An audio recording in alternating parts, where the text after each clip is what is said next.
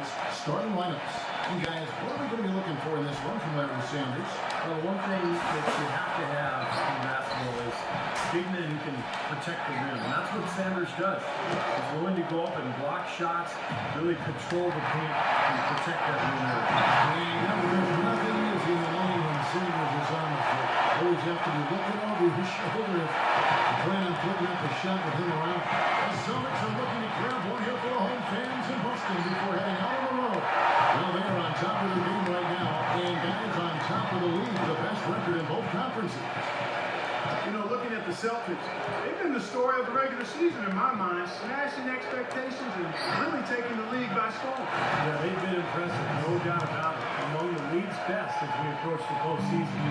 Tell you what, they're going to have to do a better job of boxing this fella out than that. No one between him and the hoop, you're right, Corey. Yeah, putback slams are not what you want to be giving up if you're defense. And McHale gets it to go. Here's MIL. He's coming off a 13-point game against Chicago. Larry Sanders, mostly an at-the-rim finisher. This is going to his career. He can complete plays off pick and rolls. His explosiveness and length, I think, really allows him to throw it down over the top of the defender. But for Larry Sanders, you know, he's not the most effective player in isolation situations. But supposedly, he's been working to expand his offensive repertoire, focusing on his mid-range shot and driving to the basket. We'll see if the fruit shows up in his work. Here's Carter Williams. Following the basket made by Bill Russell. Uncovered. And Parker gets it to go. The assist for Carter Williams. For Boston, they've gone 3 of 4 from the field to start off the game. And so he earns a trip to the line. Officials saw the contact and he'll shoot 2. And Larry Sanders might be best served working on his free throw shot, Steve, shooting under 60% for his career and well under 50% last season. No question. Kevin, I think the Bucks, first and foremost, they hope he can recover his shot blocking form, rebounding from 2 seasons. But that's what they really need out of him. Oh, here's Parker. 13 points from him the last game against Chicago. And he gets the bucket. You got to put bodies on the glass right there. They're just not getting it done on the board. Yeah, they have to do a much better job of going harder than that to the glass. This is shooting 80% so far. I know it's early, but offensively, they look great. If you're just tuning in, we played about 2.5 minutes here in the first. Monroe with a screen on Maravich. DeMeo lets the free fly, and he gets it to go. Right back at you. They immediately get those 3 points back. Trading punches, that's how you answer. Here's Bird. Up and in and out of the Bird's got his first basket of the night. You know, they've scored several times already here in the first quarter down low. I like that. Yeah, me too, Clark. I think anytime you have success pounding the ball inside, you got to continue to go to the well. Carter Williams kicks to Parker. Larry Sanders again. He got a great read of where that miss was going, and that allowed him to be the first guy to it and get the putback. Here's Havlicek, and it's off from 3-point range. For Boston, they come out of this one following a loss to Indiana. They came out flat that night and could never really get it going. Not their best effort for sure, Clark. No, I agree with you. And I thought maybe they could find somebody to come off the bench and give them a spark, but it didn't happen. And that one's good. Bird's got his second basket of the night. It is so hard to contain him. He just seems to get it done however he has to do it. Maravich against Carter Williams. Back to Parker. 5 to shoot. The feet to Carter Williams. Fires. High post. Here's Sanders. Somehow ignores the tight D and gets the layup. Sanders has got 8 points. I don't think you can say enough about the quarter he's had. Every one of his attempts has gone down. Maravich dishes to Russell. Havlicek launches it. Offensive rebound. Up top, Bird. He uses both hands to turn it in. This game is going to take a big swing. Mark, if the D continues to put up like that, get up easy time. Yeah, that's the kind of thing you expect to see in a blowout. Or even an exhibition game.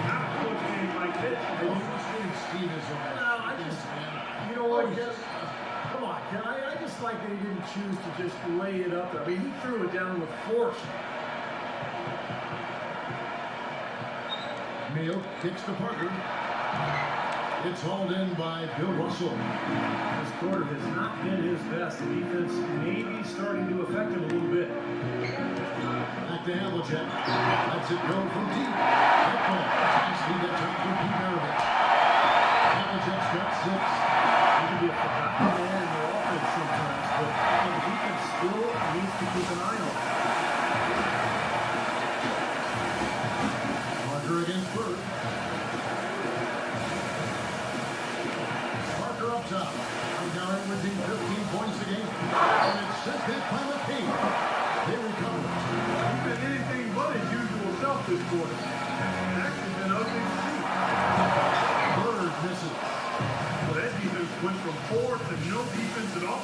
Well, you don't see him miss that shot very often. When he's open like that, it usually lights out. I think he's got to regroup and get himself together here. I mean, something's going on with him this quarter. He's really falling off.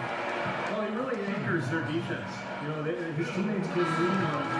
They know that he's going to be in the right spot. He's so smart, so skilled.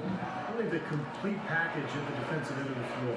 And you've also got to love what a forceful low-post defender he is. If he blocks one of these shots, you remember, he sends them into the stands to make a point. A platoon swap here for Milwaukee. Rivas Vasquez, a 6'6" point guard out of Venezuela, by way of the University of Maryland. He's really a good passer and playmaker. Plays with the swagger and moxie that you love to see. You know, a couple seasons back, this guy averaged 9 assists a game. Mark some tough offensive sets. They want to turn it around. Yeah, they need a basket just to regain some momentum here, Kevin.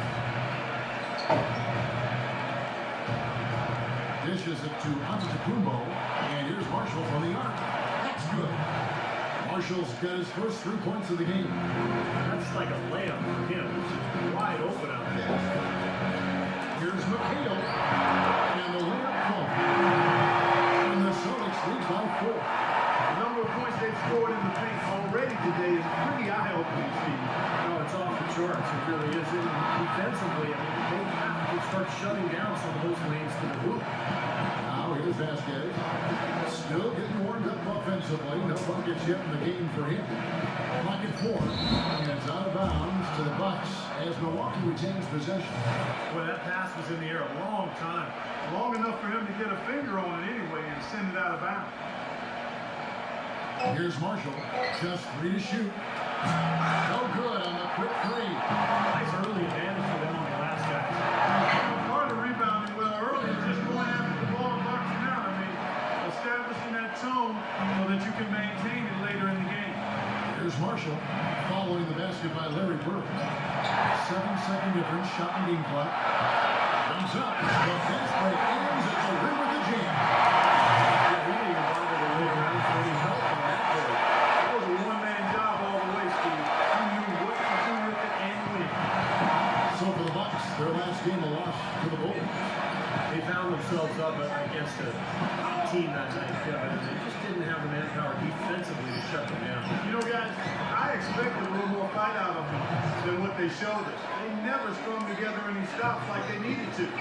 Good defense, but you gotta love the finish with the finger roll over the top. And that concludes the first quarter of play. Celtics lead by 9.